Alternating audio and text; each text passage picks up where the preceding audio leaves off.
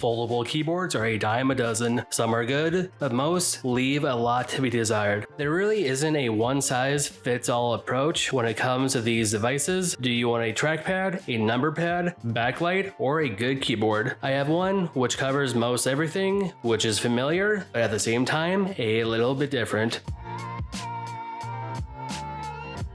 Hey, it's V, let's get started. This foldable keyboard is familiar and a little bit different. I've talked about this one more than a few times, but overall my experience has generally been pretty positive. This is the ProtoArc XKM01, which can be picked up off Amazon for about $40. Today I'm not quite talking about this specifically, I'm going more so for the combo set. This was sent to me for a review, but these are my thoughts and only my thoughts. I was not paid to review this. This can be picked up off Amazon for around $100. It is a little bit more expensive than the standard $40 keyboard, but it's the extra gear that makes the big difference. Going bigger and bolder, bringing a whole new mobile work setup with anyone on the go. Inside the box is the usual paper gear, the manuals, and the instructions. This carrying case is exactly the same one I use for my Nintendo Switch. It's not necessarily a bad thing. The case is made from rubber and plastic. It's pretty durable overall. Besides that, there is a power brick. It has dual Type-C with a single Type A port. You can do upwards of 45-watt charging. It's good for charging phones, watches, or keyboards. It's not really the best for computers or bigger tablets. Alongside that, you do have a Type-C to C cable, a USB-C dongle, which is made from aluminum. It has your standard ports for HDMI, 2 Type A, Type-C for pass-through charging, SD card support with the micro one. It doesn't quite cover a million ports, but it does cover enough for, let's say, an iPad or anyone in a pinch. This is a mobile workstation,